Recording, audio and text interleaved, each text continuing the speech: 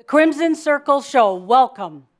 Welcome to all of you listening to the Crimson Circle Show, whether you are actually watching on the Crimson Circle website, that's crimsoncircle.com, or listening from the Crimson Circle website, or listening from the Awakening Zone network, or... Well, there's so many outlets for you. And also a big welcome to those that have found us by some coincidence through Blog Talk Radio. Welcome. Welcome to the Crimson Circle. We are so delighted that you could join us. This is our second segment. This is the part where we are delighted and entertained and inspired by the words and the messages of Adamus Saint-Germain that will be channeled by Jeffrey Hoppe, assuming it is Adamus today. So, well, surprises never cease. So, I want to thank you for joining us. I wanted to make a couple announcements. Most important is that we will not do this regular show in June. That's our month off for the season. We will be back here, same time, same place, Awakening Zone, Crimson Circle, Blog Talk Radio, all those places on July 7th, same time, same place. So please, 6th, is it July 6th? Oh, I'm here, it's that Saturday. The first Saturday of July, thank you so much. We really will look forward to it. Also, wanted to make a special mention. As some of you probably know, Crimson Circle is launching a very important research project called SHARP, Shambra Awakening Research Project. So many of us have been on that journey of awakening. And while each person's journey is unique, there also are certain commonalities and things that occur on this awakening journey. We've determined that we can really probably assist and help people perhaps understand the awakening process and help others newly coming into that process. So we're inviting you to participate in the Shambra Awakening Research Project, SHARP. So if you're interested, go to the Crimson Circle website, crimsoncircle.com, and look for the tab for SHARP. We would love to have you join this project. It's confidential, but imagine how much your answers might assist others in an easier awakening process. So, with that, are you ready? Yeah! Oh, and I could hear this present audience and audiences all over the globe. Thank you all for joining us. And now, it's time to get started. So, Norma, would you do some breathing? Aloha. All of this energy of grand welcome, grand love that we bring to you from Kauai, from our hearts, from unbelievable love. Feel that for you. So as you breathe right now, breathe this gift of aloha energy. Breathe it into you, all the way into the core of you. Feel this. Will you receive that grandly just for you? Breathing in, breathing out in the rhythms of the ocean, of the grand breezes of the island, of the sweet love affair with you and your soul. Breathe and receive. Breathe just for you. Yes, one breath at a time, one breath at a time, deeper, slower, sweeter, just for you. Yes, every breath, deep into your core. Yes, oh yes, filling this room and this entire connection around the globe, your heart, and on, this grand crimson love affair. Breathe, breathe.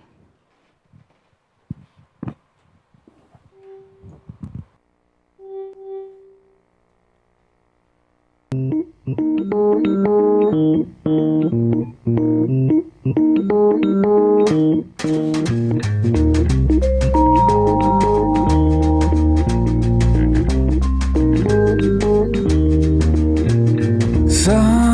been down for days, a pretty flower in a vase.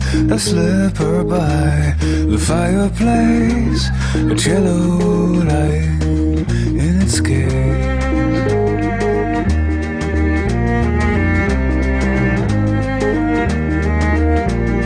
Soon she's down the stairs, her morning elegance she wears. The sound of water makes her dream of walking by a cloud of steam. She pours a daydream in a cup, a spoon of sugar sweetens up, and she fights for her life as she puts on a coat, and she fights for her life on the train.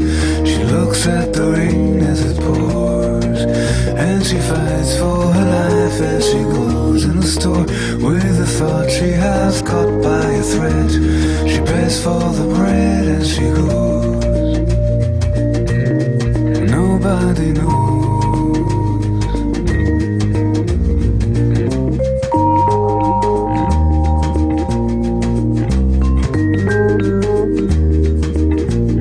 Sun been down for days, a winter melody. She plays, the thunder makes her contemplate. She hears a noise behind the gate, perhaps a letter with a dove, perhaps a stranger she could love. And she fights for her life as she puts on a coat, and she fights for her life on the train. She looks at the rain as it pours, and she fights for her life as she goes in the store with the thought she has caught by a thread. She pays for the bread and she goes. Nobody knows. Nobody knows.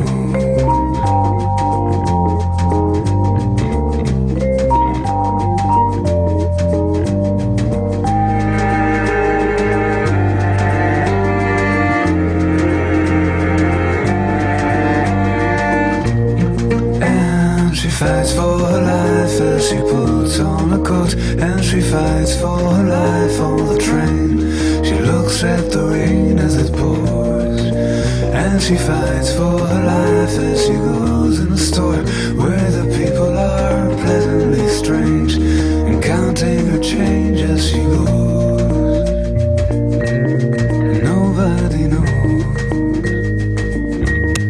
Nobody knows.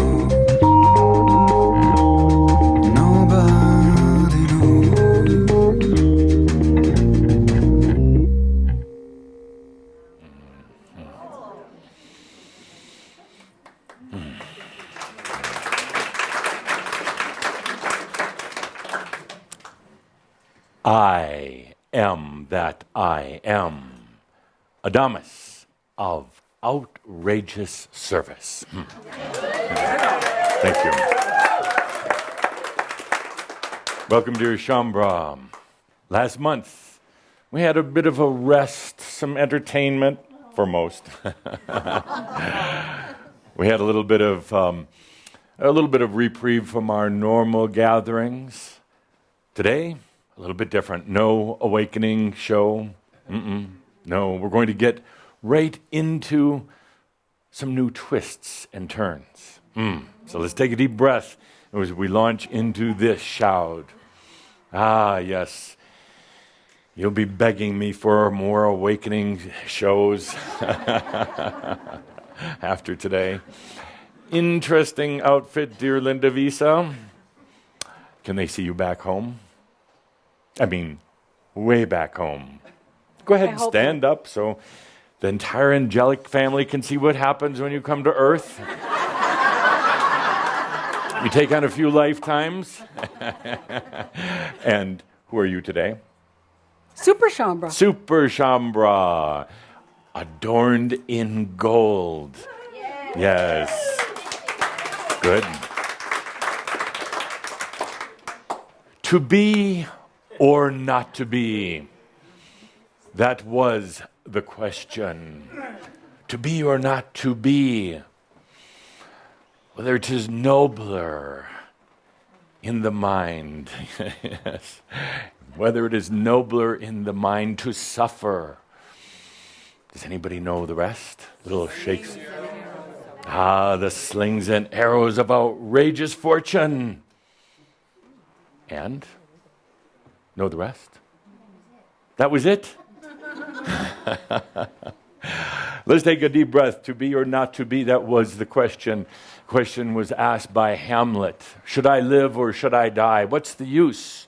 I'm stuck in the suffering of my mind, in these outrageous fortunes, or rather misfortunes, that I'm experiencing. Do I want to be here or do I want to go? What do I do? Can I put myself out of this misery? Asked Hamlet, written by William Adamus Shakespeare.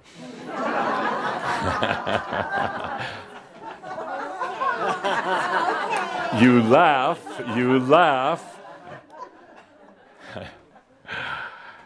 So, dear Shambra, the question now is to be aware or not to be aware. That is the question. That is the true question. To be aware or not to be aware. And I ask each one of you as we open this segment, what is the answer? To be aware or not to be aware? To be aware or not, because the reality is that you are in the Middle Lands. You are in the Middle Lands. One eye open, one eye shut, walking in a world of humans with two eyes closed. In the Middle Lands, not sure what goes next, in the dreaded, despicable Middle Lands of awakening, where there is a desire for hope, but yet at times so bleak, so gray, and so dreamless. In that Middle Lands that causes you to want to take many steps back to that old reality where all walked with eyes shut.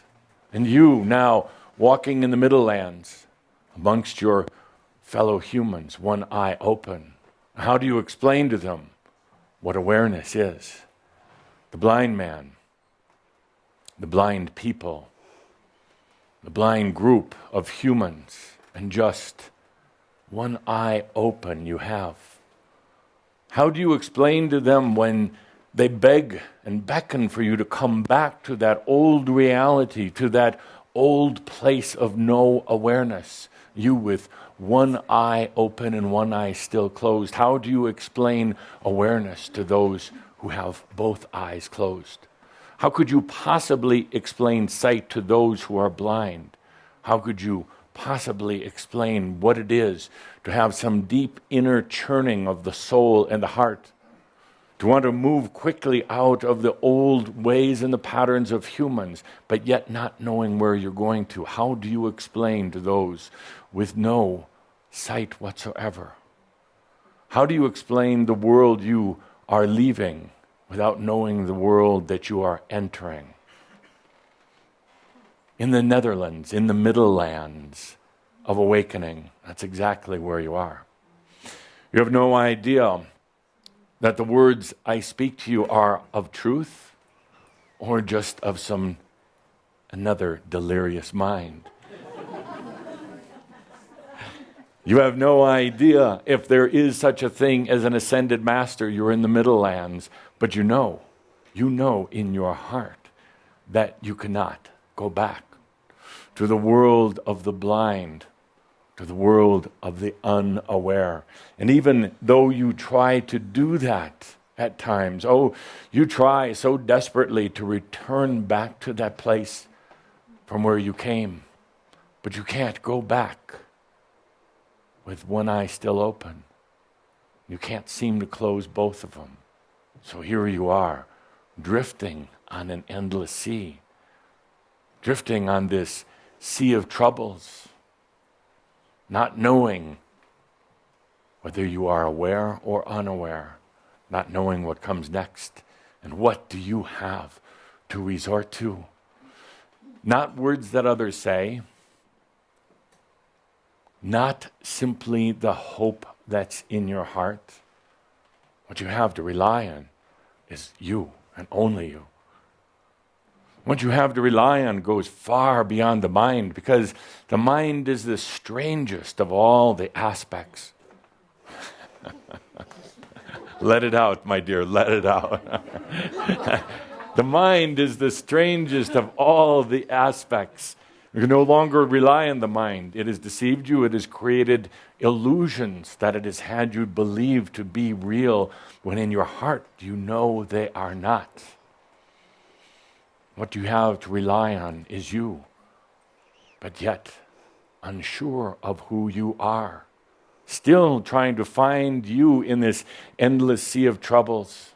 Still trying to identify you, something that simply cannot be done. So you dive deeper. You dive deeper into you. And you come to the point of realizing that you is not who you thought you were whatsoever. The you that you have known was simply a creation of a mind that was conceived here on earth, that was developed here on earth, refined and programmed here on earth. The mind, the strangest of all the aspects, not you whatsoever. So where do you find you? Certainly beyond the mind, even beyond the heart. You find you in those darkest hours that you've had, those dreadful, horror-like, nightmarish, dark hours that you've had. Each and every one of you have had them. Those dark hours when you know there is no going back to the world of the blind and the unaware. Those dark hours when you wonder, who am I? Those dark hours where you wonder, to be or not to be. Should I terminate this? How can I release myself from this trap? How can I release myself from this mental anguish and this physical pain and this lack of knowingness? Those dark hours when you come to the deepest, the simplest, and the truest of truths. The only thing that matters is I exist. That's it. I exist. And from that simplest, most truthful of places, a place that defies the mind and even the heart, a place that defies all of your previous experiences, any beliefs that you've ever had, anything that you thought to be good or bad, real or unreal. This place of I exist, the simplest of all truths, is where you find you.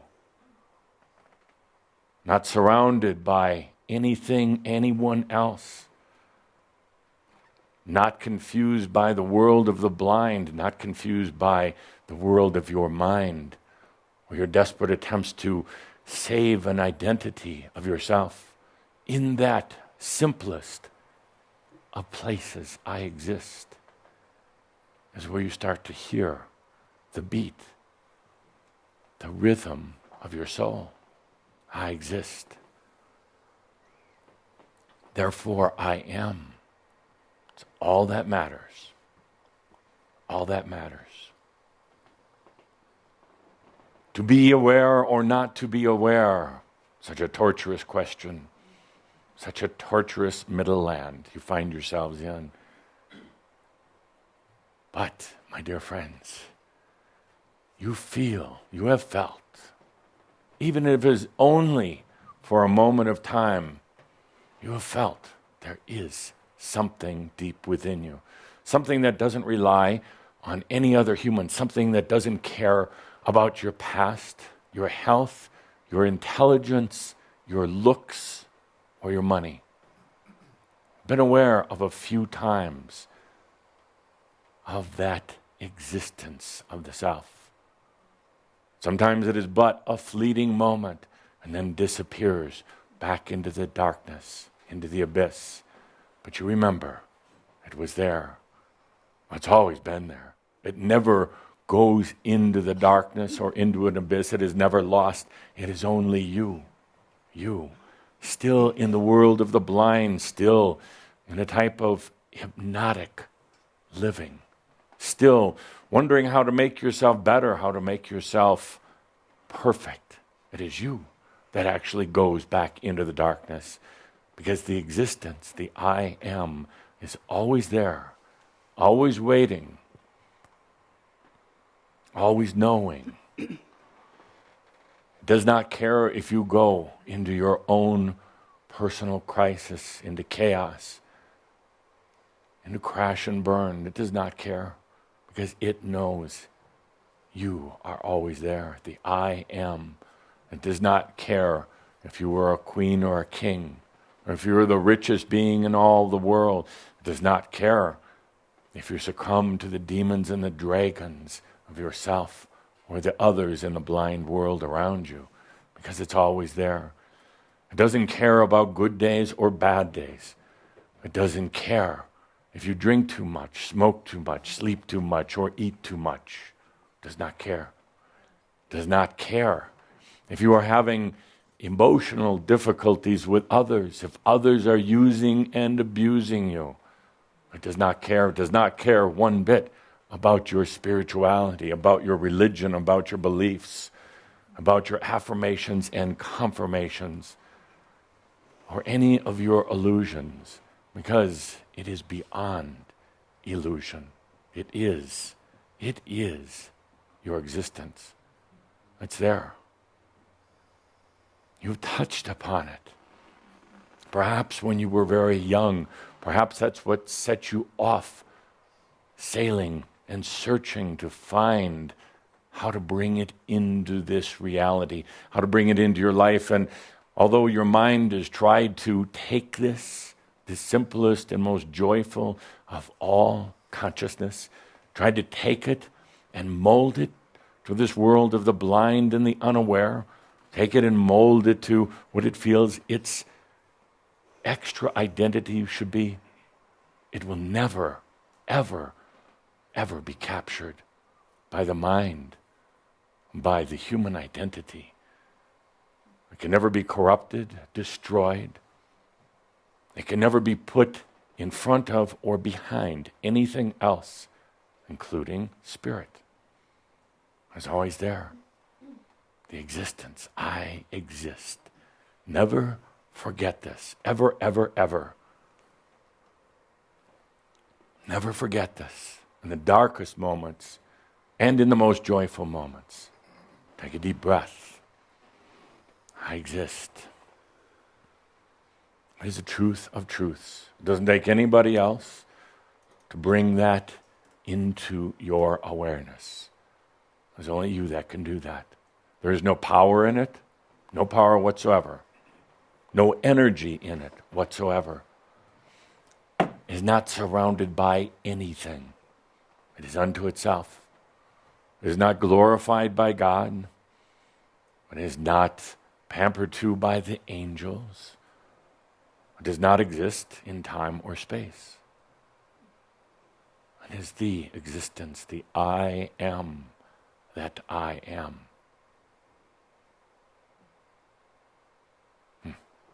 Take a deep breath, my dear friends. No game shows today. No game shows today. So you're in this rather odd place, this middle lands of awakening. I've said it before, perhaps it still hasn't touched you, that this is the grandest time of all. This is the grandest time of all, a time of celebration of understanding existence within the world of the blind. Am I being too hard by calling this the world of the blind? Absolutely not. For there's a reason They are blind. There's a reason why you were blind. I don't want to get too philosophical, intellectual about it right now, but there was a reason. Now you're emerging from that. You chose to crawl out of that reality. Oh, it's still trying to drag you by the feet and pull you back in, still with all of its seductive forces that work on your mind, that work on your emotions and your heart, especially if there are other people involved in your life, still trying to get you to come back into the world of the blind. But it cannot be done. Oh, you've tried, and when you have, you find you cannot pretend to be asleep when you are partially awake. So what to do next? You open the other eye. You open the other eye. So it begs the question, why isn't the other eye open now? Yeah. Good question. I'll give you a bit of an answer. Awakening, becoming aware, can be very overwhelming. You open one eye and you see what's really out there, and you see who you really are. And just the thought of having to open the other eye, the intensity, the true intensity of that awareness can be overwhelming. So you stop for a bit, and you walk with one eye open, one eye closed, and you continue walking in the world of the blind, but once in a while, coming together with other one-eye beings.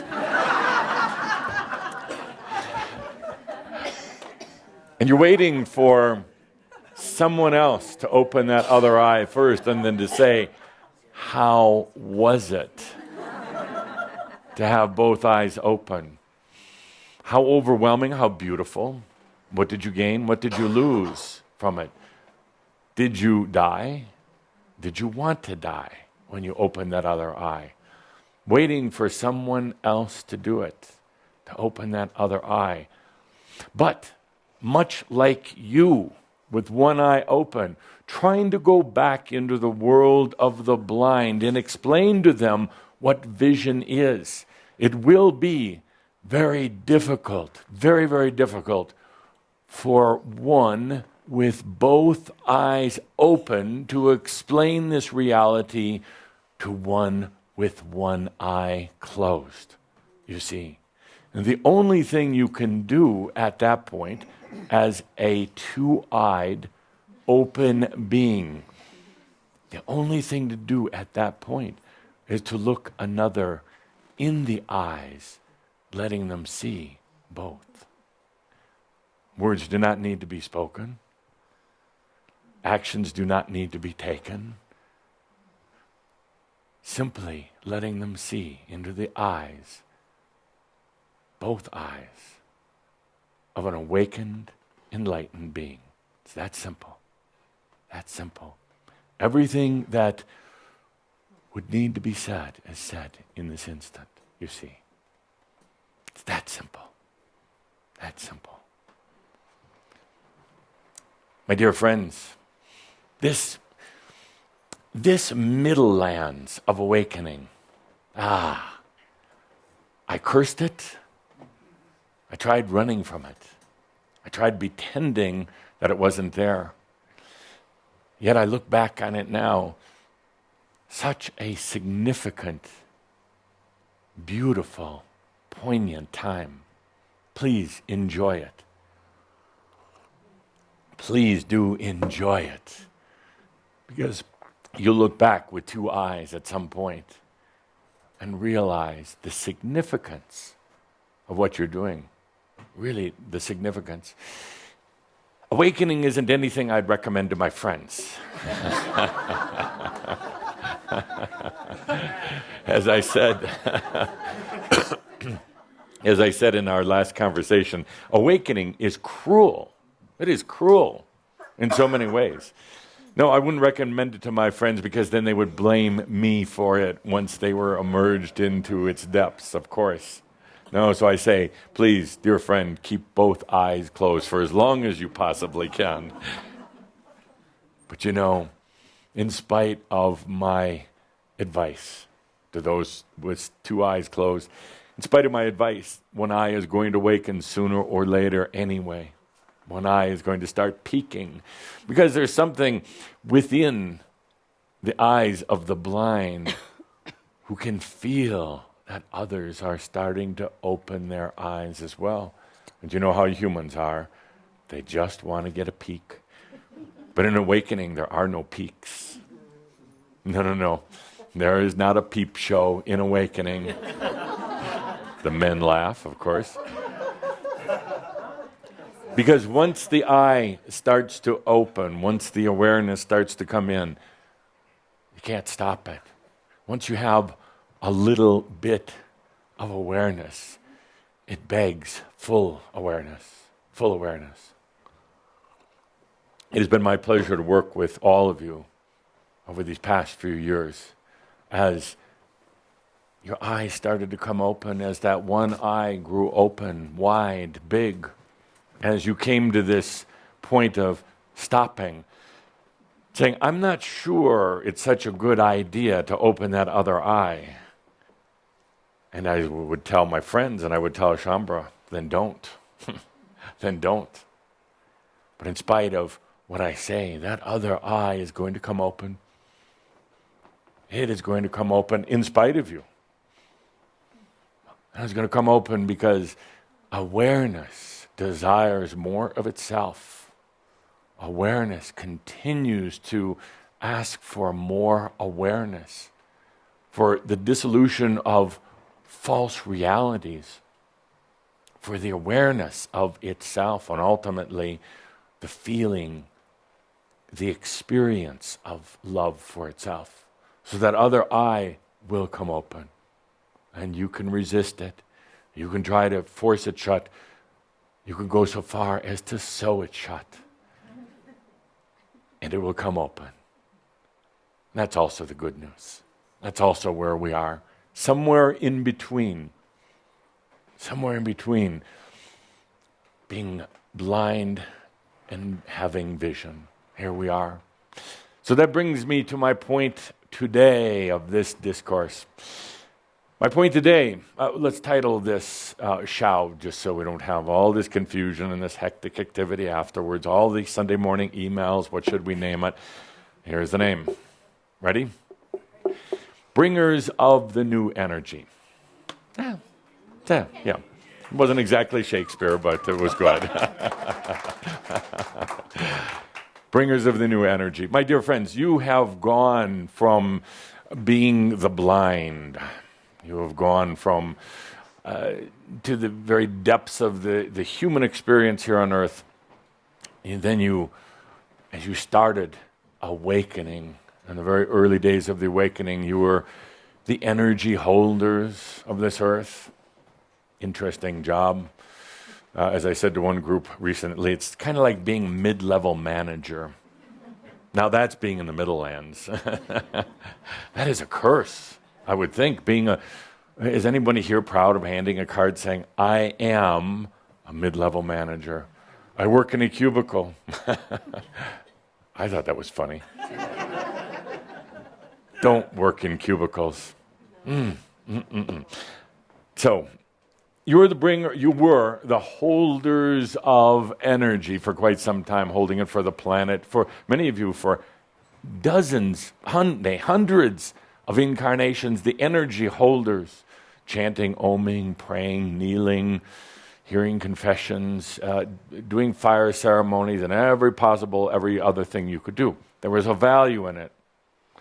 It did help keep a balance of energy on this planet, combined with Gaia and water. Water is so important to this planet. And some humans sitting in caves, oming and chanting each day, not having much of a life, but being really good energy holders. The truth of the matter is, in spite of what anyone tells you, there's no need for energy holders on this planet anymore. That's why the indigenous, love the indigenous, but it's time to move on, dear indigenous. Truly it is. You've been doing it lifetime after lifetime after lifetime. It's time for those who were in the church, the priests, the monks. Time for them to move on. That's why the church is slowly dissolving away. We don't need the altars. We don't need the temples as they were anymore. So you were the energy holders. And now comes the exciting part. You were the bringers of the new energy. Now, there is energy abundantly around everywhere, but nobody is bringing it in any appreciable quantity. Everybody, as we've talked about, is getting just enough. But there are very few individuals, and there are no groups of individuals who are truly bringing in the energy. Everybody's using kind of an old and very limited reservoir because of belief systems, because of indoctrination and everything else. There's not a single group out there that is actually actively bringing in the energy. Not at all. Not at all. So for this, you will be the first of a group to do it. Imagine for a moment, and yes, it's good to feel proud or even a little inflated about this. Humanity's been using basically the same amount of energy, and in spite of those who talk about cosmic energies and cosmic events and comets delivering energy to this planet, which all might be true, nobody is using it. They watch a comet fly by and say, wasn't that pretty? Wait for the next one to come around in 20 years. Wasn't that pretty? There's even some who have the understanding and the insight to know that these are delivery mechanisms for energy. But nobody's using it. Nobody's using it. It's like the milkman comes by every morning and puts 6 bottles of milk at the door, but nobody ever opens the door to take the milk. It's just sitting there. Now, energy, unlike milk, does not spoil, doesn't sour, doesn't go bad. But sitting there in huge quantities, amazingly huge quantities, available to each and every one. But nobody is picking up the fork and knife to digest it, to put it in their body, to put it in their reality, to bring it in. It's hovering around. Everybody is waiting. Everybody is in a holding pattern. Why? I don't know. Because they're not sure how to do it. Because they're waiting for somebody else. Because it's hard to do with one eye closed. I do not know. But it's there. So today you're going to have the opportunity, in just a little bit, to be a bringer of new energy, a user of new energy. Using it to create whatever you choose. Sounds simple, sounds something like out of a fairy tale. Combine that with 21 crystal caves, we have a tremendous fairy tale story. But it's all very true. Now, in order to understand some of the dynamics, let's talk about energy. I'll go back to the basics, and I'll need the writing board. And I'll keep going back to the basics until you finally get that, aha, I get it. Adamus, why didn't you tell us about this 3 years ago? Go back and read the Shouds. Go back and read the Shouds. So some of the basics of energy. First of all, you are consciousness. Understand that. You are consciousness. It's the I am, I exist. That's consciousness. It's the first awareness. You are consciousness. We'll just put a dot there. Consciousness. I exist. Consciousness continues to, you could say, unfold. It continues to become. It's not static. It doesn't just stay in its current level of consciousness. To say that it grows isn't quite right, or to expand. It continues to become more conscious. So we put a circle around that, the circumpunt, the symbol for consciousness, the I am. Very simple. You could say also it started with the spark of spirit. You're going to discover sooner or later that that wasn't actually true, but we'll use it. We'll pretend for right now that it was. Hopefully confuse a few of you about that. So, this is the I am. As I said before, it doesn't exist anywhere. It doesn't have a place in outer space of its own. Doesn't need it. It does not exist within time. Doesn't need it. It is totally on its own. It is not energy. This is one of perhaps the greatest illusions, fallacies, or mistruths that humans believe, and even religions, even New Age does not understand that consciousness does not contain energy. Because, first of all, if you thought that it did, and particularly in the way most people think about energy, suddenly you become victim to energy, and consciousness is corruptible in that scenario. But it's not true. Consciousness contains no energy, does not exist in any particular time or space. It is yours, solely yours. Very simple concept, but yet often I talk to groups about this, and they go out the door 5 minutes later forgetting it, forgetting the purity of the I am. So, consciousness, no energy.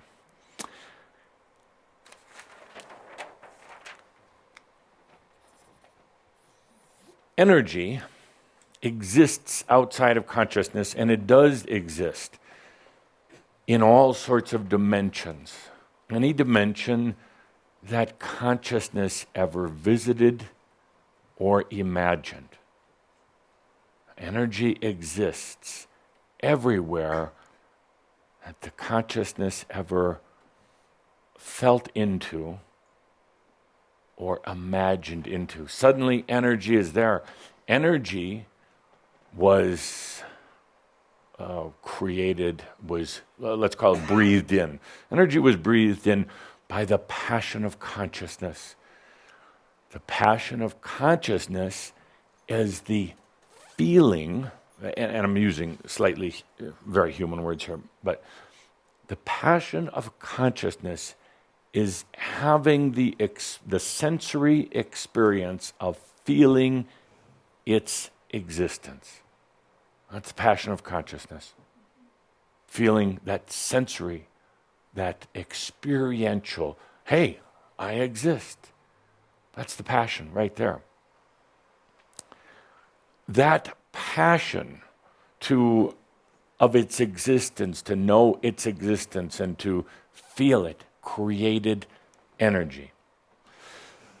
Energy outside of itself. But you could actually say that, some would say that there was the passion of going home. I've actually said it myself before. Partly true, but where is home?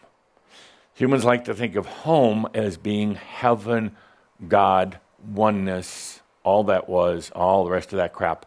It's not. True home, and I'll use this as an opportunity to promote the latest book from Tobias, Journey Home. The true journey home is not back to some celestial palace. True journey home. Right there. That's all there is to it. You don't go back to the oneness. You are the oneness. You go back to awareness. Good. Getting somewhere? Learning something? Every day. Yeah, good. You're not sleeping behind those sunglasses, are you? That's my little Is that secret. your new man next to you? Is he Yeah, worthy? she's without words. So these are basics. Many of you have heard them, but it's important to keep repeating them. Now, right on the first level, what you call the basic level or the simple level, right around your consciousness is, it looks like a sun now. is a, let's, again, human words, but is a layer of energy that's the most intimate with you. It's only yours. It is always there, but you are hardly ever in conscious connection with it. Because you're in conscious connection with everything else, the walls, the cars, the other people in your life, your aches and pains, and mostly that strange mind. So you very, very rarely access it. And somebody just asked online, somebody asked the question, can I access it through hallucinogenic drugs? Sure, go ahead, try. Have fun. Why do I get these questions? Really? No, you don't need to access it through drugs, and it's not going to make it easier. As a matter of fact, it's this layer of energy, core level energy that's not surrounding culture, but that's always harmonious with your consciousness. That layer is so in truth and so pure that no, you're not going to get to it with manipulative methods or false methods. Once in a grand while, a few of you might have felt this level. When you do, you're going to have the sensory experience of tremendous love and all things being in order, because this level right around your consciousness follows you around. It's everywhere the consciousness goes. That level and layer is in perfect harmony, resonating with the I am all the time. It's yours. It's your personal treasure chest, if you would, of energy. There's not a lot of it because it doesn't need much. It's efficient, it's pure, it's absolutely in service to you. Always, always there. It will not tolerate manipulation. It will not and cannot be applied to what you call power. Those games use other levels of energy. Fortunately, this level of your personal energy, it's just yours, it's related directly and only to your consciousness, can never be taken, used, or even lent out to anybody else. Fortunately, it is beyond manipulation and games, and if you try to go there in some sort of altered state, you cannot access it. It is so pure. It's not that it has a big wall around it. It's simply that it's so pure that you wouldn't recognize it if you went there with manipulation, power seeking, or anything else. So it's always there. Always there. Energy is, and would you like to write now, dear Linda? Sure. We'll put this back here for you. Yes, sir. Energy is, if you would write on, these are energy basics, but very important to understand as bringers of energy. As a matter of fact, you're going to need to be able to articulate it just like I am. Simple, clear terms, highly entertaining, and and none of your students going to sleep. It does get a little sleepy, actually, when we talk about energy and consciousness. When we talk about these pure levels, it gets very sleepy. Some of you online, some of you online already dozing off, wake up, wake up. Gets a little sleepy because it goes beyond this strange thing that you call the mind. Interesting aspect. Energy is number one, abundant. Energy is abundant, like my water is not. My dear, Sandra, Caldera would like a Pepsi. I would like a coffee. One of each, please.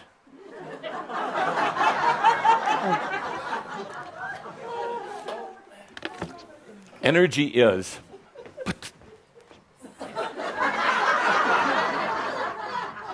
What? Say, energy is abundant. It's a common misperception, and it's an absolute lie, as a matter of fact, that energy is limited. Cash, money, anything like that. Please step back, step away from all the noise of the blind world, and take a look at what's really happening. The stock market up and down. You know the stock market's going to crash in about 3 months. Oh, shit. Oh, no. step back. It doesn't matter. It doesn't matter. It doesn't matter. And it's not necessarily going to. There's a 50-50 chance. Thanks, you. Sandra. 50-50 chance of it crashing. Thank you, Sandra. Every day there's a 50-50 chance. Step back. Get away from all of this. If you ever feel that things are limited, stop, take a deep breath, back away, and feel into this simple I am. I exist. It's so easy to get sucked into all this. There is a huge abundance of energy everywhere. Everywhere. There's enough energy, neutral energy floating around in this room to power, to fuel this United States of America for a dozen years or more, and still have enough left over to fuel probably half of the rest of the universe. There's so little really understood about physics. I sit in sometimes on these world meetings of scientists and physicists and the like, as they're talking about, so seriously talking about science. They know squat about real science. No, it's not to say science is bad at all. It's actually, science is a wonderful thing because it also takes out some of the machio. But there's so much more that can be learned. Quantum science, I love that. They're starting to understand that there is so much more going on than what science knows. You realize that in the span of human history, that it has only been in the last second of time, one click of the clock, that humans have actually understood that the earth is round. That's how smart science is dumb. And at the time, people, even some of you, were burned and tortured for even thinking that it was anything flat. Everyone used to think that the earth was like a big dish, and that everything sat in this dish, oceans and land and animal and everything else. Suddenly they learned it's not, it's a ball. Some of you were tortured for thinking that. So imagine if it's only been a click of time since humanity has understood that the earth is round. Imagine what's going to happen in the next 10 years. So, energy is abundant. It's everywhere. It's all around. So as bringers of new energy into this planet, and bringers and users of new energy into this planet, always understand it's abundant. If you ever think limitation, stop, back up, feel into all the energy that's available. Energy is everywhere. It doesn't have to be in physical form. It does not have to take on mass. It does not have to be measurable to be real. And that's part of the problem. Energy is measured now in terms of money, or in terms of fuel, in terms of calories, in terms of all these measurement systems. But it's so abundant, and it's always there, going in and out of reality, replenishing itself. It's not measurable. So, number one, it's abundant. Number two, energy is literal. Energy is literal. What I mean by that is it responds literally to the passion. It responds literally to the passion. It responds just a tiny little bit to the mind, to all the thoughts. You see now, something like worry and fear actually have more passion in them than thinking about paying off your bills, or thinking about your plans and your goals. You realize how little passion is in plans and goals, but yet fear, that has a certain passion. There's a expression, there's a sensual expression in that. Energy is literal. It doesn't care about good or bad. It does not know. Energy works with the passion literally, and it doesn't matter if you are a terrorist trying to blow up half of Kansas City. Sorry, Kansas City. If you're a terrorist, energy does not care. It's just very literal. It responds to passion and to action. To action. Now, it's the action of the consciousness, the desire to be. So energy is literal, and it doesn't care about good or bad, anything else. So when you're, as bringers of energy, remember your passion. Linda, would you put in parentheses underneath that, your passion? When you get into that thinking about, and that manipulating, how am I going to use my energy now? Stop right there. You're putting yourself in a box. The brain is a very strange aspect. The brain knows very little about energy. As a matter of fact, I'll go so far as to say the mind is actually intimidated by energy because it does not create energy, it never has, and it's very clumsy in dealing with energy.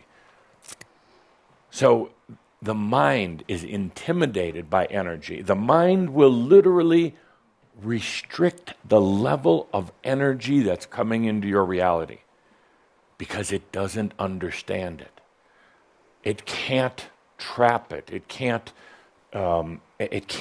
own it, although it tries. Oh, and it tries and tries and tries. So as the mind is rather intimidated by it, it will shut it down. The mind is part of the issue with the other eye not opening. What happens if all this energy comes in? And this is one of the dilemmas you will be faced with as bringers of the new energy. Now what do? Now I open my other eye, at least partially.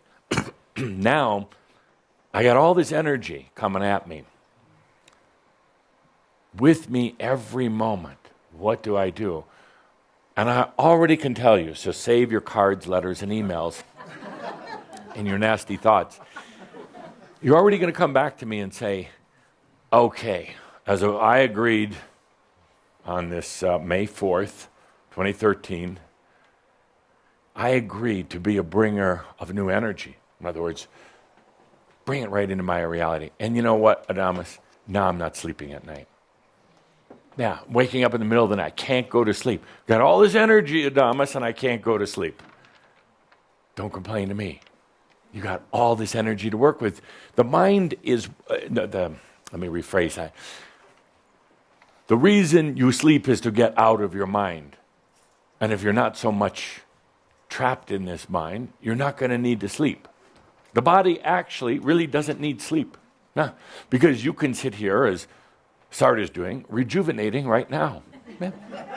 Now, can we get a camera shot of Sart? Watch him rejuvenate. Now you're hamming it up. I said, Sart, before you were sitting there in your chair, rejuvenating. The body doesn't need to sleep, the mind does. So, back to the point. Energy is literal, it responds to your passion. So, as a bringer of energy, what's going to bring it in? The passion, the desire. Creates a little conflict. Big conflict. Because there is a mistrust of your passion. Your past experience, love that past experience, crap. Your past experience says, but yes, when I expressed my passion, I was put down. So, yeah. Will you be put down again? It doesn't matter. It doesn't matter. Do you want to live in the world of the blind, or you want to live in the world of the aware? It's that simple. If you're afraid, or if you want to live in the world of the blind, yes, then it would affect you. But in the world of the aware, it doesn't matter. Because the rest of those who are aware love their passion, love their expression. Passion's been put down, suffocated through the mind, through hypnosis, through programming. And ultimately, you, as a soul being, as an I am present, you cannot continue to live in a passionless reality. Ultimately, you cannot. It's not going to kill your existence. You're just going to have to blow up to get yourself out of there, and there's no need for that. But no, you. What happens is when you're living in a relatively passionateless reality, what does one do? They create drama. They create a lot of drama as kind of a very false type of passion. But that's not passion. That's not passion. That's living in the world of the blind. So next on the list, energy is altruistic. Energy wants to serve you. Energy wants to serve you. And it doesn't have any agendas. It doesn't care if you're on the fast train to hell or you're putting on wings to go to heaven. It really doesn't. It does not care. There are no judgments in energy. It cannot have a judgment. It is altruistic. It is here to serve you without agenda, here to be at your feet. It can be used by anyone. The amazing thing is, and perhaps part of the blessing in it, is very few have discovered it. They continue using very archaic energy systems. Even those who are trying to take over the world for God knows why, those who are trying to control the world, they're doing it out of power play and manipulation. They would never even consider trying to take over the world, rule the world, run the world, have all the money in the world. They would never even consider it if they knew how easy it was to have all the energy that you want. It's abundant, it's literal, and it's here in service. Why would you then need to amass money or take over the world or anything like that? It's absolutely literal. It's here to serve you. Actually, before you even have to say anything. Thank you. Thank you. So these are the basics of energy. Please remember these, because one day you will be in front of your students telling them the very same thing. Not necessarily going to be playing DVDs of a Crimson Circle class. It will probably be in your own words, in your own way. There are so many misunderstandings about energy. And most people feel energy is doled out, or life, whatever you want to call it, is doled out from someplace else, something else. Thank you. Those who don't believe in an afterlife believe that energy basically comes from how smart or manipulative they are. Those who believe in some type of afterlife generally believe that energy is doled out from either a group of angels or God or Jesus Christ based on how good or bad you are. Totally unreal. Energy doesn't care. It has no agenda. It doesn't care if you're going to try to blow up the universe. You see, because energy is simply responding to passion. The core level energies that I just drew on the board, the core level energies really understand that your consciousness can never be taken. And that level of your energy can never be taken. So there's really no worry about any of that. So the universe could disintegrate tomorrow. Energy and consciousness, true energy, doesn't really care. Who cares? What cares? The mind. The mind. Let's call it human consciousness. One day, hopefully in your lifetime, humans will begin to understand a consciousness. And I'm not talking about God shit here. I'm talking about some of you are dozing off here. Yeah, God shit. It is. Humans have manufactured this tall wooden statue and call it God. And they say, if you don't believe this God is going to do terrible things for you, you're going to spend an eternity in hell. Well, you're already in hell, so now it's just anything else is good from this point on. It's a tall wood statue because you can burn it. It's not real. Oh. It's not real. I'll go so far as to say, for those who are really analyzing this, I'll go so far as to say God is a human creation, period. God was created and continues to endure through the human mind. You don't go into outer space somewhere and suddenly traveling down the dimensional corridors and suddenly, oh, God, there you are. Oh, I've been wondering where you were. Here you are, off in dimension 4,521,000. No more Pepsi for you.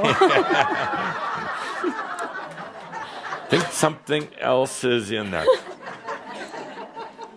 It's going to be interesting in your lifetime to see the changes in the understanding and the connection to God. There was a time, Atlantean times, there was no understanding of God, but no real understanding of an expanded consciousness either.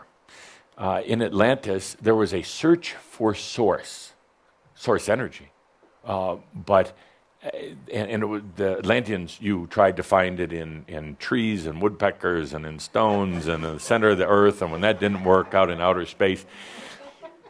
Then consciousness started expanding to the point where you came up to, well, I haven't found it anywhere else. Let's make up a god. And then religions got in there and really solidified it and put a lot of rules and abuse on it. And so here we are.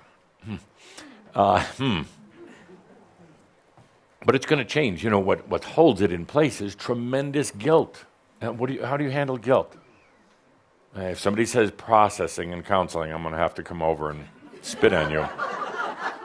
You walk past it. But I'm digressing. I'm getting into one of our other shouds. So energy is these things. It's abundant. It's very literal. It responds to your passion, to your core. The day when you feel really excited about something and you're not thinking about things. You just get out of bed and I'm excited to be alive. I exist on this planet. For all of its good and bad, doesn't matter. I exist. That's when the energy comes swirling in. Whoa, they're finally opening up their eyes, and the energy is here in absolute service at your pleasure, always serving. Good. So these are the basics. Please remember them. Next page, please. Energy comes from. And now, it's not made in these places we're going to talk about, but it's distributed from these points, from these sources. Energy comes from, number one, the earth, this planet. It's probably your most immediate connection with energy. It's always flowing up from earth and the atmosphere. It's always here. You use it every day for everything that you do. Earth-based energies. You could say there's a reservoir of energy that's here serving humans on this planet. It resonates at human vibrational level. In other words, it's kind of slow. It's, I would call murky, but it's still here. You're used to working with it. It's kind of animalistic. And that's not bad, but it's crude. But so is Earth. So, thank you. God, got to pay for laughs these days. 5, there you go. The famous 5. So energy comes from Earth. You're connecting to it right now. As you sit here, as you're watching the internet, as you're doing your physical things. Problem is, it is rather crude, and you're always trying to get more Earth energy. So you're trying to intensify that. Well, all that, when you're trying to get more Earth energy, it sometimes is hard on your body because of the crude nature. You're trying to pull this into your physical body, and then you get oversensitive and you get overtired and you start feeling aches and pains. So you're like, at some level within you thinking, enough of this energy stuff. I'll just take that little bit every day, what I can handle, because it's too overwhelming. Because you're working at that level. Now, it's an important level because it keeps a grounding force. And if it wasn't for earth energy and its associated magnetics and electromagnetics and other earthly type of characteristics, if it wasn't for that, this all wouldn't be held into place. It'd be difficult to stay in the human body. But it's at a very elemental, no pun intended, very elemental level. The next level of energy, I will just call it, for sake of simplicity, cosmic energy. This comes from the physical universe surrounding you. There are tremendous energies, some that are already known by science, but many that are not, that are part of the composition and the servicing of your physical reality. These are in an abundant supply, but very few ever tap into them. You talk about solar waves and certain types of gamma rays and other non-physical rays, but humans kind of watch them go by. Zing, there goes a gamma ray, there goes some type of a certain red ray, because there's really no connection yet with the physical reality. There is a fear on the mind, on the part of the mind, to use these because the mind doesn't understand them. The interesting thing is the mind is never going to really use them. Mind isn't going to use them. The body will. But in the awakening, we go beyond the mind as a primary tool of discernment and expression. It goes into the knowingness. I won't go too far down that rabbit hole right now, but we go beyond the mind. So the mind doesn't really have to understand how to use cosmic energies. The knowingness. The knowingness is when you just know something. You don't have to think about it. It's there right when it happens. You could be in the middle of a crisis, a car accident, some impending crisis, and while the brain is responding to those emergency conditions, there's an impending accident, the car is just going to crash. There's also the knowingness at the same time as going, I already know I'm not going to die.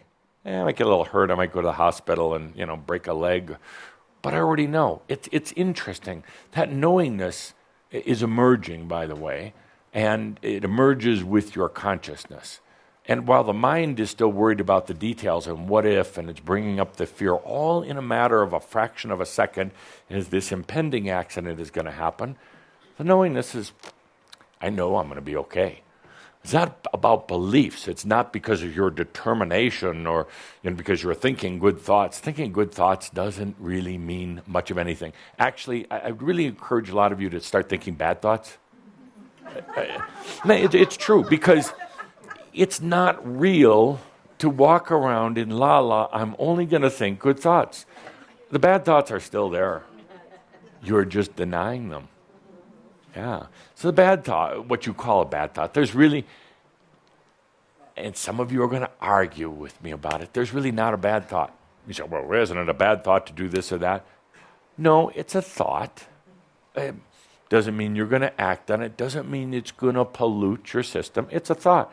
The chances are it's actually probably not yours. You're just picking it up out of mass consciousness. So stop trying to fight off bad thoughts. It is exhausting because it uses up a lot of earth energy. So you have this cosmic energy that's coming in. You don't have to know actually where it's from. You don't have to know what color it is or how strong it is. It doesn't really matter. All you have to do is be aware. Take a good deep breath. You could close your eyes or keep them open if you want. But feel into a moment when I talk about earth energy. What does that feel like? Earth energy. Oh, it's probably very comfortable, familiar, non-threatening, but also a little clumsy to rocks and stones and trees, rain. the planet itself. Now, feel, not think, but feel for a moment cosmic energy. It's not material. It's not condensed. Cosmic energy, it's everywhere. You don't have to take the space shuttle to get in connection with it, because you're already in the cosmos, right here on this planet. At first, cosmic energy seems a little bit like chaos, because your mind is trying to order it or to make sense out of it. But it's not chaos at all. Chaos, the definition of chaos is what the mind doesn't yet understand. There is no chaos anywhere. Anywhere. It's only when you try to use current measurement systems, your current math is interesting as an earth practice. But current math is far short of really understanding true cosmic activities. And we won't go down that trail right now, but feel into the cosmic energy. It's different. It feels chaotic, but it's actually fairly refined. Now, the mind says, well, what do I do with it? Shut up, mind. Shut the hell up, mind. You thought I was going to say it, didn't you? Shut up, mind. Yeah, really, tell your mind to shut up. I mean, really, and mean it, like you really mean it, not, would you please shut up? No, shut the up, mind. I didn't say it, but you all heard it. Isn't that interesting? I don't mind the word, I just don't like it broadcast. You could go back and play the tapes and it wasn't there, but every one of you heard it. Amazing. So, where were we? Shut up. No, really, that's what it takes. The mind is a strange aspect. And it's time that you, dear soul being, started telling it exactly what to do. Please? It gets so caught up in it. The mind's not a bad thing. It's just a strange thing. Could you imagine before you came to Earth, you didn't have a mind? There was no mind. Oh, what was that like? Pretty liberating. Did the mind help to bring some depth, you could say, to the sensual experience of being on this planet? The mind has helped with that. But at a certain point, you outgrew the mind. It's like at a certain point, the horse and buggy has to go, no matter how many are saying that the automobile or its next iteration are evil. No, it's time to go. It's time to go beyond the mind. The mind is a nice thing, but shut up. Try it at home. Shut up. I'm living. I'm busy. Shut up. I'm enjoying life. Shut up. Guys, you're like a bad wife or husband. Shut up. I'm divorcing you. I'm out the door. Okay, next on our list, cosmic energy. What next? The next level, by the way, you don't have to know where it is, how much there is, what color it is, or how powerful it is at all. It's just there. It's here to serve you. It's the only thing to know. It's here to serve you. It's abundant. And in the cosmic energy, it's going to feel different using it. You're used to using earth energies. And you try to amass more and more of them and use more and more. It just tires you out. Step over here. Feel into cosmic energy. It's much cleaner, much more efficient. It's going to feel a little awkward at first, like I've heard many of you say lately, the feeling, you're disconnected. Oh, Christ, yes. You're disconnecting from a lot of old ways, and now you're playing with some new ways. So you're going to feel disconnected. Yeah, quit trying to go back. Stop trying to close that eye. God, it took enough to get it one open. So cosmic energy, just feel it. You will start to become familiar with it. You'll understand how playful it is, and it's not some science fiction thing. It's just there. The mind is not going to understand it, and that's where you have to go to the knowingness. For those of you who are really into your mind, you're not going to figure out knowingness. You know what you do if you're really in your mind? You shut up. And then you just take that step. You don't debate whether you're going to take that step out of the mind. You don't debate whether you're feeling something or not. You don't argue with yourself about whether you feel certain things or react to certain things or whether you can ever have sensitivity. You don't debate it. You don't think about it. Shut up. And you move into experience, feeling, knowingness. It's that simple. The funny thing is, the years that so many of you have wasted on debating with yourself. But, well, I'm not psychic. Yes, I am. I want to be. I'm not psychic. And somebody else, shut up.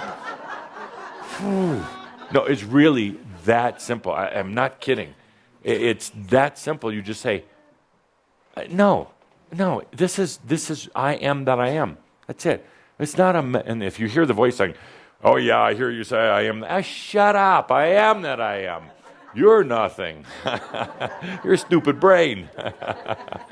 You have to be a little playful.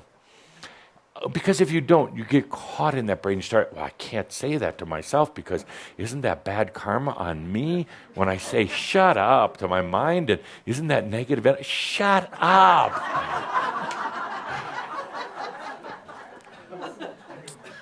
Stop. Enough already. Just choose. Hey, I'm going to be sensitive and feeling. Wow, amazing. It was always there. What was the big deal? Shut up. Let's do that together just once. And then 3. 1, 2, 3. Shut up! You do that better than I am that I am. Now that's sad.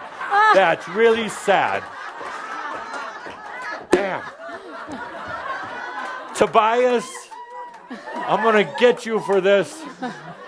Why is it that you could do that with more passion than you say, I am what I am, like you got a stick up your backside. But shut up was easy. Let's do shut up. That was fun. Let's do shut up. 1, 2, 3. Shut up!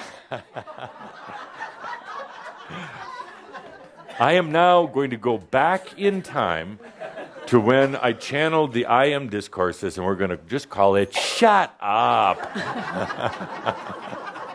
Now we'll make it a little more sophisticated. Shut up and live. Okay, no more I am, because maybe it was too deep. Shut up.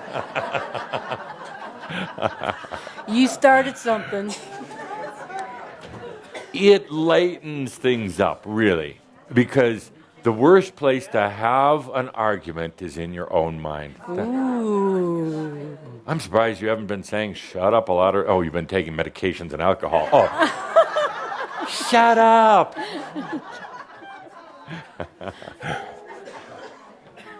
So we should put it on our schedule for next month to do a shut up competition.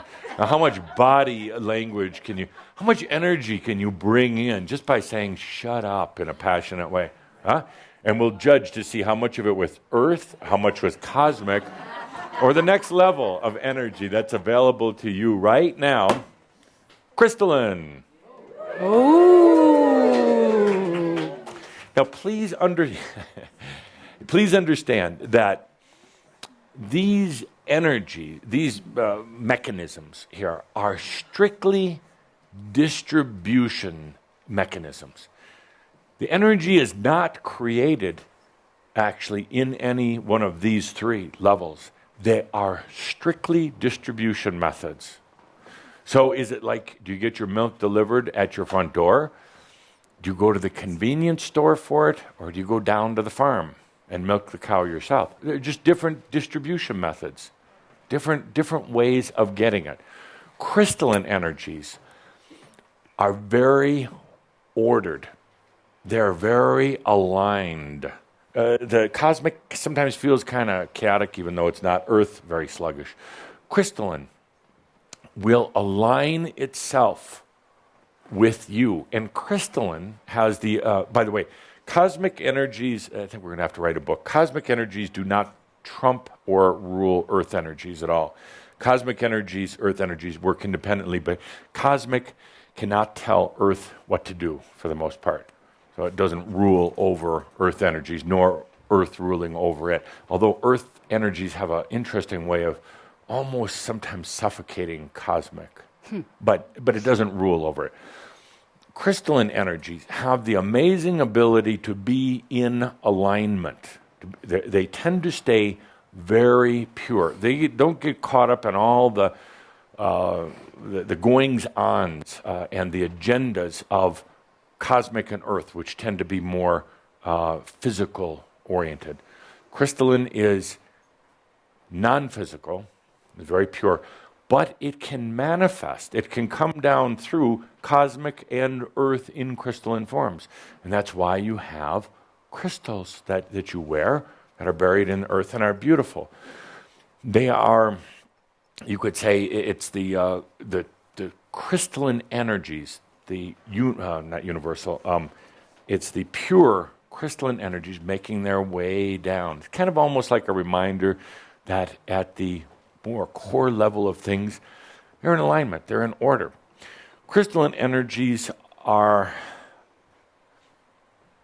there is no power in them. There is what you would call power or density in Earth and cosmic energies, but crystalline, there's no power. So, for the most part, you're not going to feel them in your typical sensory receptors. You're not going to feel them. You're not going to feel a little buzz in your brain. You're not going to feel it as a ache in your arm or anything like that.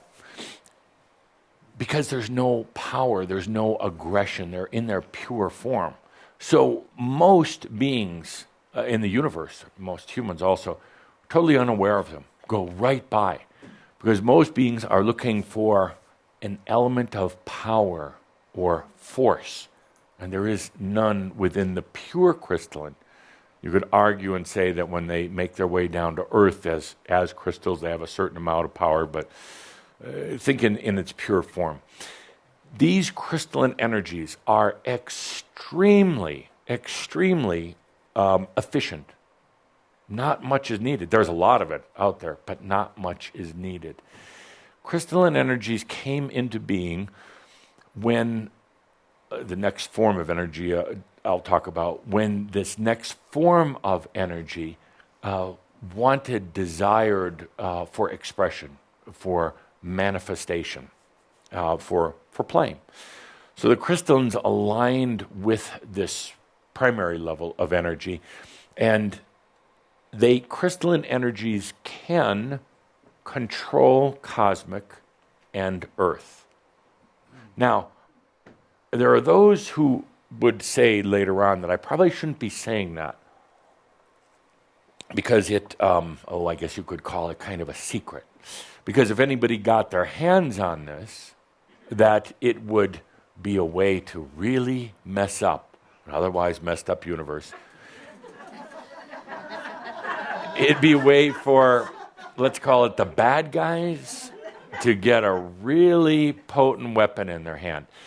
I'm not so worried about it, because for one to truly understand and to access crystalline energies, they have to be in a clear consciousness.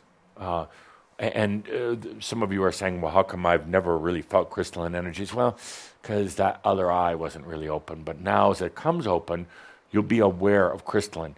Just feel it for a moment. It has no force to it. In other words, you're not going to feel pressure from it. It has no weight to it.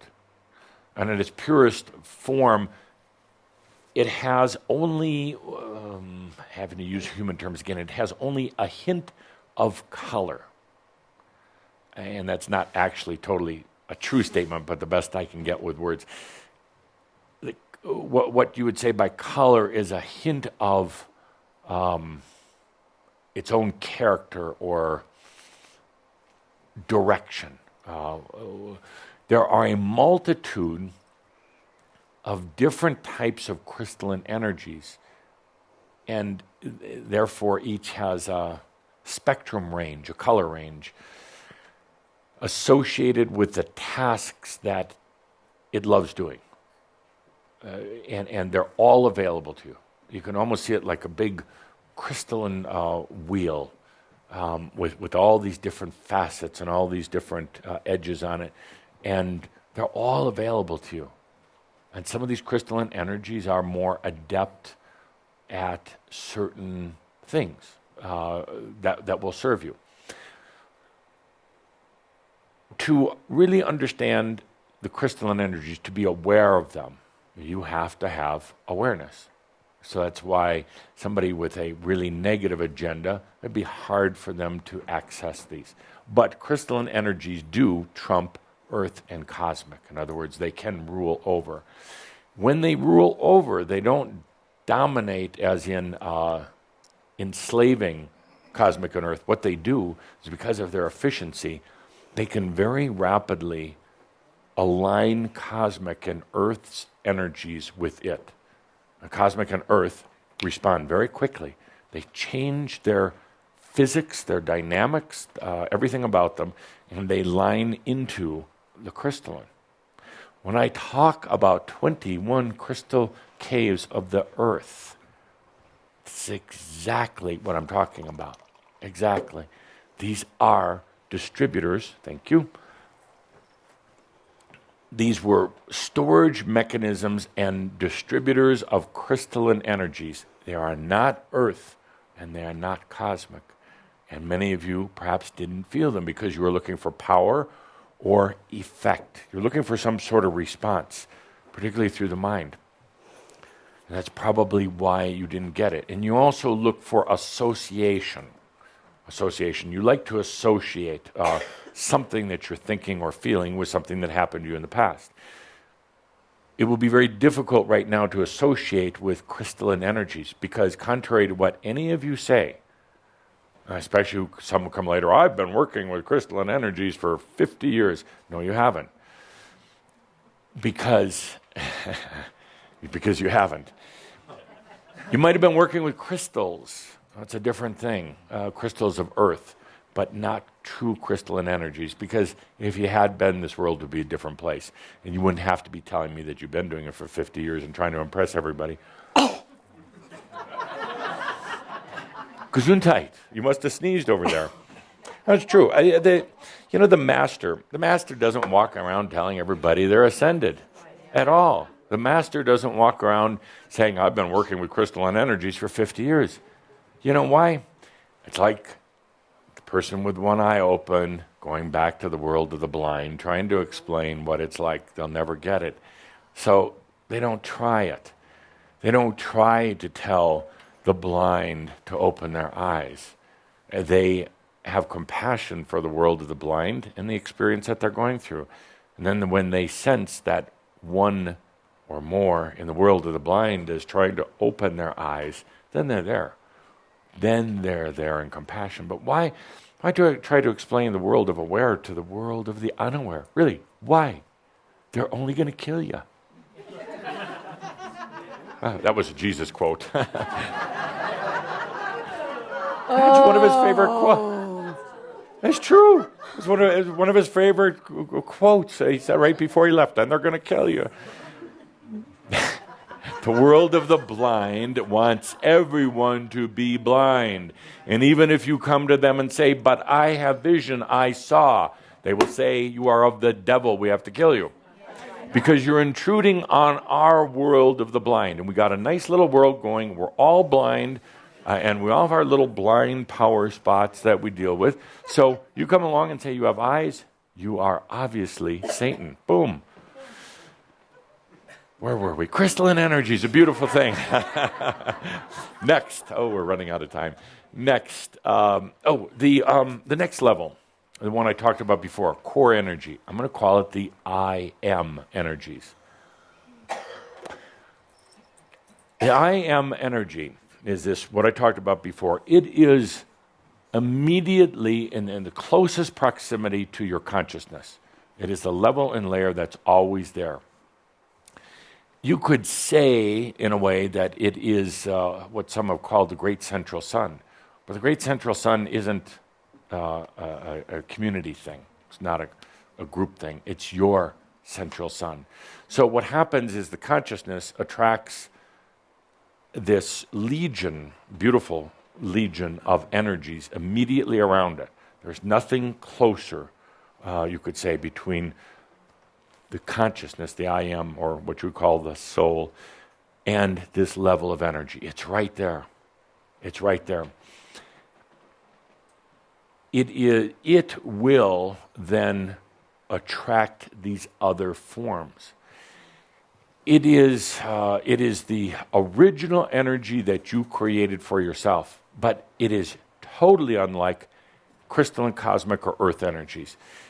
And again, it doesn't have any force or power to it. It has no limitations in its capabilities to manifest. It responds to the true, you could say, creativity of the I am, of the soul.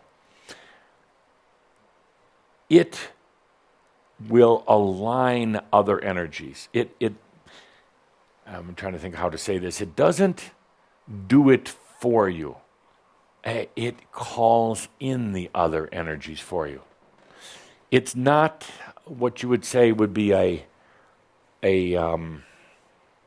energy of construction. It doesn't actually do the work. It's the foreman. That's a good way of putting it. It's the foreman energy. It doesn't actually do anything other than command other energies, crystalline, cosmic, and earth. And it's very good at this.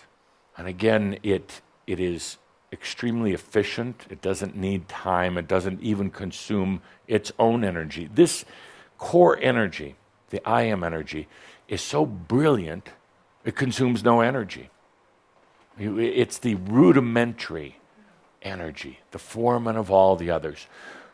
Problem was, along the way, as humans, getting into this strange aspect called the mind, you got out of connection with that, and it doesn't care. It's still there, and it doesn't care if the human aspect is just playing with earth energy.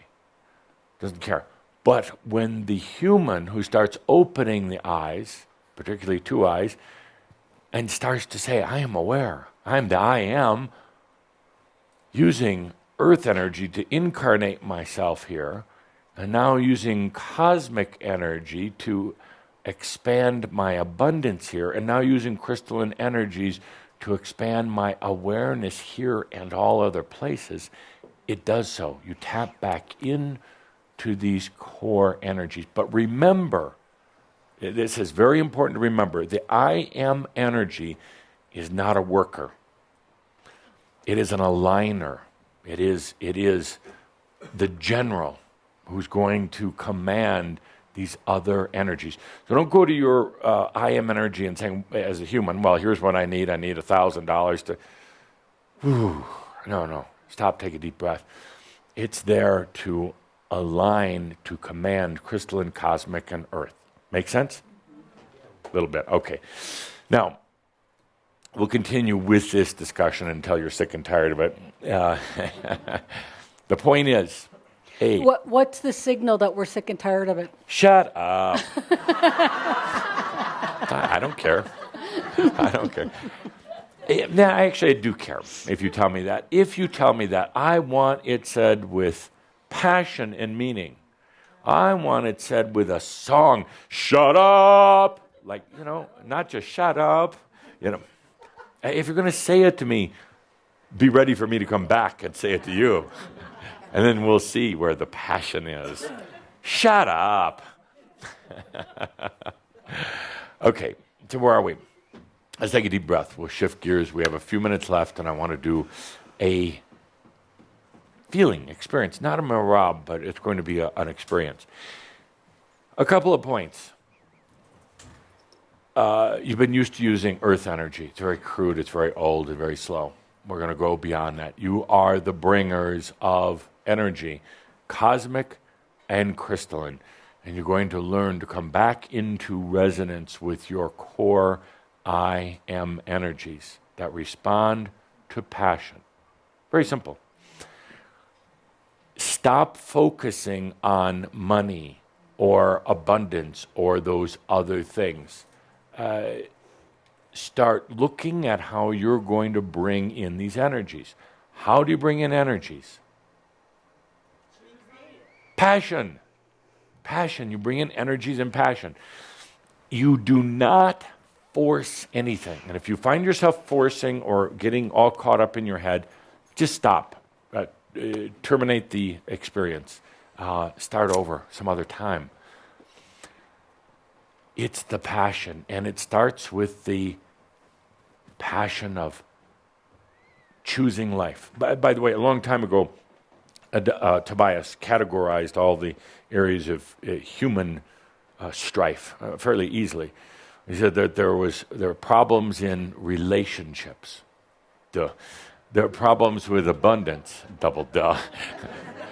Problems in health, yeah, and problems in esteem, or what he called self-worth. And these were kind of the four categories. And what happens, you tend to get into these and consuming a lot of energy, worrying about them, but never doing anything. All of these can be brought into balance. And then there is a fifth category, but it's not about strife. It's only about the extent you're going to allow it out, and it's joy. It's joy. So that would be our new fifth category, but it's actually not anything, you're not trying to resolve or balance it. You're just trying to see how expressive you can be with it. You have all this energy available to you. You've been used to using mostly only, earth energy. Now we're going to bring in the rest. But that's the dilemma for today. Sounds good. What the hell are you going to do with it? Wow. That's what I thought. I'm leaving now. Sart told me to shut up. I could hear Sart saying, don't challenge us like this. I was doing okay, just getting by. And I come here once a month to get a little, whatever I get here. And shut up. Don't put all this stress on us. No. What do you want? What are you going to do with all this energy? Create what? Everything. Good. That's good. Anything joyful. It doesn't matter. I'm not going to give you the answer. This isn't the awakening show. It's up to you. But it will bring in some conflict, you're going to get into your head, and you're going to, in the next, 2 days, 5 days, you're going to be thinking a lot. I don't know what to do. You're going to exhaust yourself, and you're going to say, I'll come back to it later. Later is going to be next month. But next month, I'm going to put a microphone in your face, and I'm going to say, what are you going to do with that energy? You're going to say, well, I don't know. And I'm going to say, you can't say I don't know here in this room. Otherwise, you have to go to the penalty box. That little... There's a phone back. There's a phone in the penalty box. How about that? Call God. He said, I don't care. Shut up. Listen to Adamus. I'm busy. The dilemma is going to be, what do you do with this energy? You've been asking for it. You've been crying for it. What are you going to do with this energy? It is here. It's available right now. I got 21 caves filled with energy and hardly anybody tapping into them. And this energy is abundant. It's clean. It's here to serve you. Nobody's tapping into it. Yeah. They're diddling with it. And diddling means they're putting their toe in and going, oh, I went to the crystal cave. Shut up.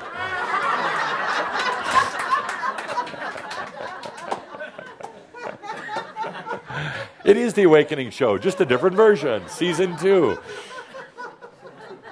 I can see that's what you would call it, the sincerity or the earnestness. And some of you, it's actually an interesting dilemma. Some of you are so earnest, so sincere. If I had that, if these energies would really come to me, oh. But you're not letting them. You could do no. You're really sincere. You really have a great heart and a nice smile, but you're not letting the energies in. And others of you are wonderfully full of Makyo. Oh, I went out with the energies of the 19th Crystal Cave last night. We went on a date, and it's like, what? Really, I had somebody tell me that. And that's not Cauldra saying that, it's me and Adamus. They told me they went out on a date with the energies of the 19th Crystal Cave. Like, where would you take these energies? What would you do? Go to a movie?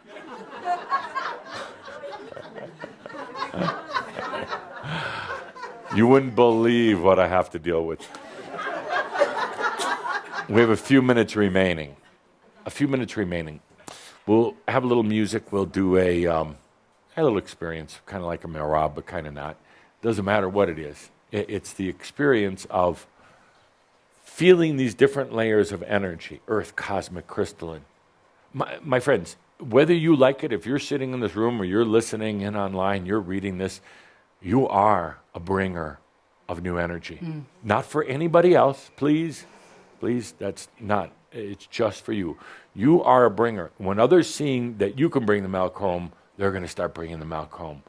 When they see that you, David, can access energies like that, command them, have them come around you like a well-trained troop, army troop, they're going to say, how do you do that? I want some of that. And you're going to say, you're not ready. and they're probably not. Because if they're just drooling at the mouth for some energy, they're probably not. But that's okay. At least the journey has started. At least they've got something motivating them. So we're going to play some music now. We just have a few minutes left. And I would like you to please feel earth, cosmic, crystalline, and core energies. Just feel them. You don't even have to associate them right now. You don't have to decide what you're going to do. They are here. If we get the lights down, a little bit of, play a little nice, that's nice cosmic music. You are the bringers of energy. You did it partly because of an insatiable appetite for yourself. You let yourself go broke, break down in the body, whatever else. So it made you crave energy. I want that energy. In doing so, you opened yourself up. We call it need or lack of fulfillment. It opened you up to listening to all of my discussions about energy and that with it 10 years of Tobias. Otherwise, you wouldn't have. If you didn't bring yourself down to your knees, probably would have never been here. You'd have been satisfied with just enough. You brought yourself to this place of saying, what is energy? How do I get just a little bit? My friends, what you're really doing, you're bringing in, you're opening the gateways for energy come to this earth and to be used and to be applied creatively, lovingly, and joyfully. You're the bringers of energy to this planet in a way that the planet hasn't seen it. You could say you've been out in the desert starving, thirsty, almost on the verge of destruction, termination, needed that energy, but it hasn't been there. Needed that drink of water or food. You've let yourself go dry. Why? So that you could have such a passion and such an understanding of energy. Not like the energy needs back in the world of the blind, but energy needs, energy fulfillment in the world of the aware. Those needs are quite a bit different. Those desires are different. And back in the old world, the asleep world, when you started opening your eyes, started allowing your awareness, started changing the energy dynamics. Yes, you still tried to go back to earth energies, dense energies, but just didn't. didn't fill you up, wasn't there. You thought that you were doing something wrong. Not at all.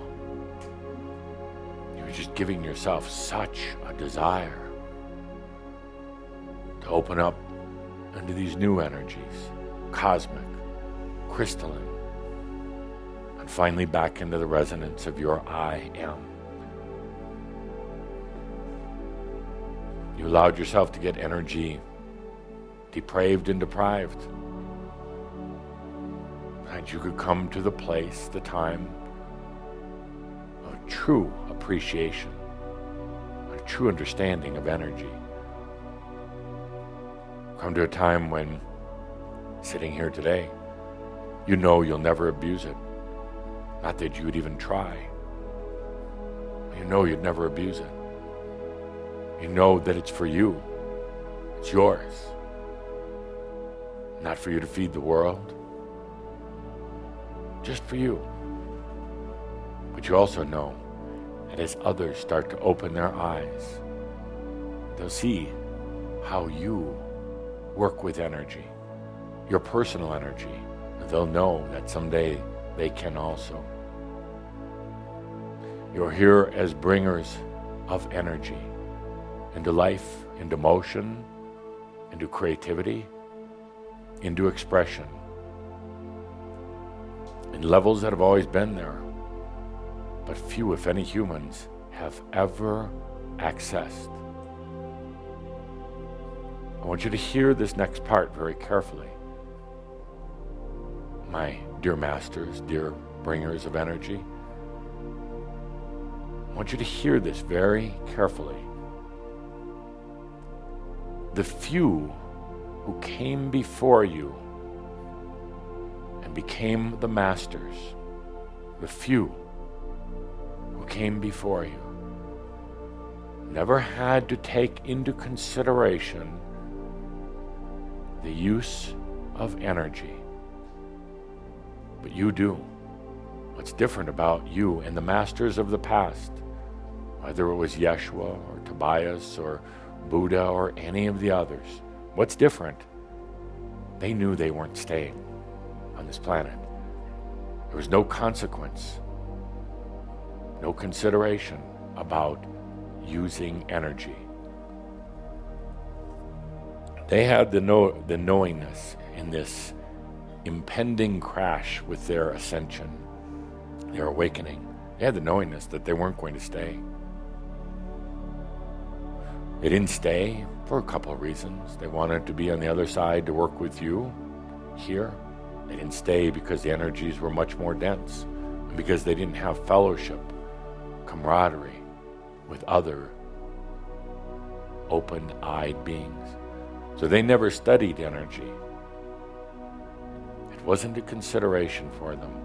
But here you are, becoming embodied masters. Masters in awakening. And energy will be a way of life for you. Energy will be your primary tool for creating what you want. Primary tool to use, whether it's simply putting the food on the table that you choose to eat, whether it is paying for the house you want to live in or the car that you want to drive.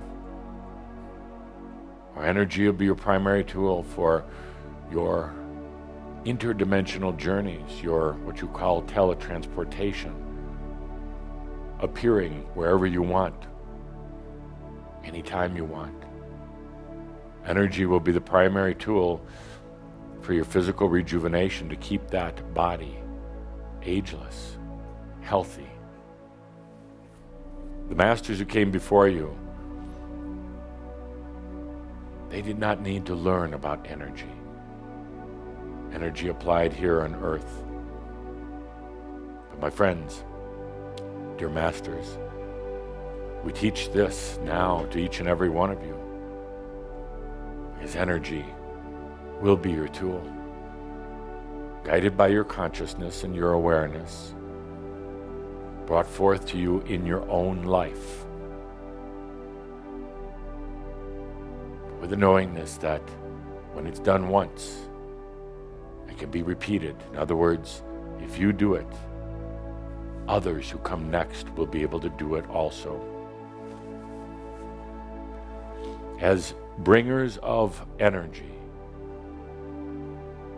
you're going to bring it into your life. You're going to feel it in all of its different elements and states, sensations and responses. There'll be times when it confounds you and frustrates you, but other times when it gives you total fulfillment, total ease. You've been used to dealing with just earth energies, very rudimentary, very harsh, very clumsy. We're going to start bringing in cosmic, crystalline, come back into alignment with the I am energies. There'll be an ease and a grace in it. It's going to bring some of you to tears, thinking about those harsh lifetimes dealing with just earth. This isn't about what you think or believe. It's not about even what you're going to try to plan. It's not even about just your dreams. This is about bringing in new levels, new resonances, new layers of energy. I'm going to ask you not to fear what you think. What happens right now is you block yourself down because you're afraid if you think the wrong thing, it's going to cause something to manifest in the wrong way. It's going to be one of the challenges. You're going to be afraid of your thoughts or your beliefs or any of that. You have used that to restrict energy. In the true consciousness, the true I am, it's not about what you think anyway. It's not about that brain. It's not about those ugly memories that come back in. It's not about violent thoughts. We're going to go beyond that. Those are not yours. We're going to bring in energy. It's going to be attracted to the pure state of the I am consciousness. You're going to find out how playful it is, how creative it is, how fulfilling it is. Things like drama, things like struggle, efforting, tension, straining, tiredness, all these become a thing of the past. It won't happen overnight, but it will happen very quickly. But in doing so, you're going to enter into a new world, a new reality for yourself. You're still going to be in the world of the asleep and of the blind. It will be awkward at times, be uncomfortable, because you're going to be working on different levels. You'll feel that you're no longer in the world or necessarily of it. But that too will come back into balance. You'll assimilate. You'll adapt. This new I am self in the old I was world.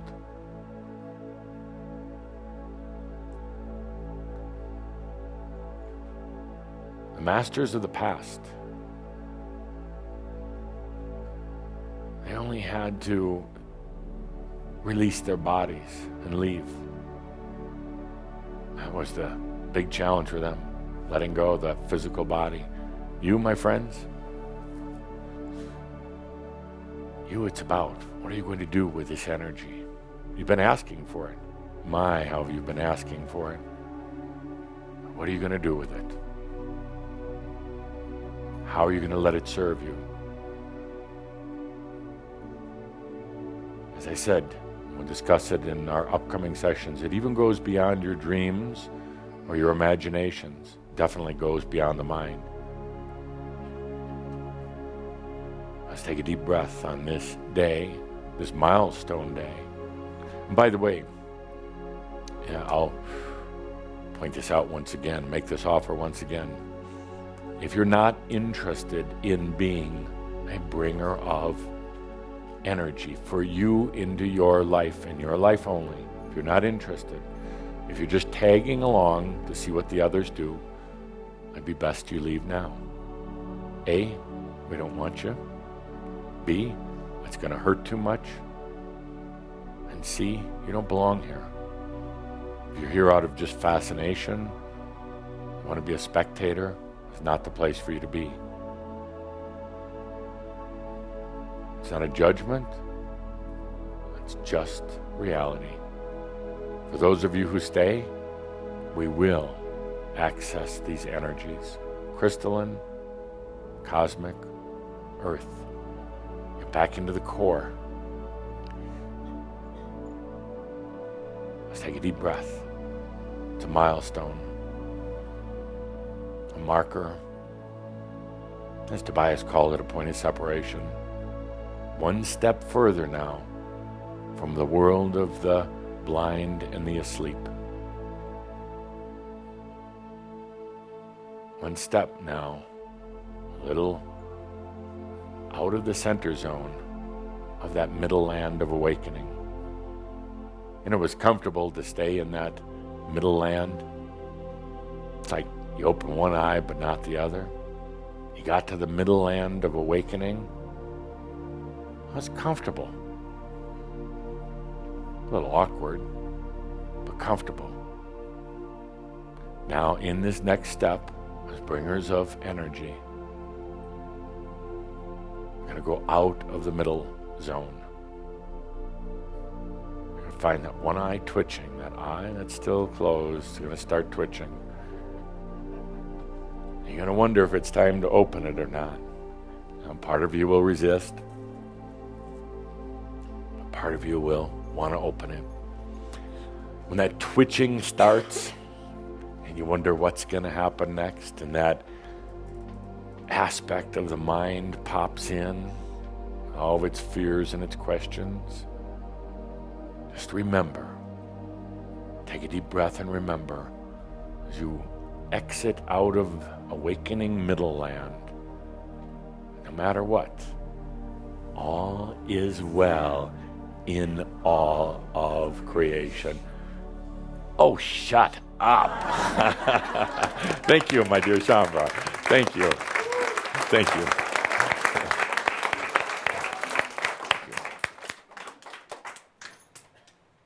I invite you now, breathe this yes for you. Come on. You are so outrageous. You are Shambra. Breathe. Breathe and receive all of this gloriousness that has been spoken of. It is like eating all of the words. Receive. Breathe it in so deep. It is like feeding the very core of you. Yes. Oh, yes. Falling so in love with self with every breath. Breathing it in. And then joyously breathing out this love affair. Breathing in and breathing out for the love and the joy of being alive. Yes, breathing, receiving, breathing, releasing, one breath at a time, one breath at a time. Feel this exquisite rhythm. Breathing. He has offered such a gift of awareness and clarity. Breathe it in. Just breathe. Breathe so deeply for you. Yes. Oh, yes. Let the love affair begin. Breath at a time. Breath at a time.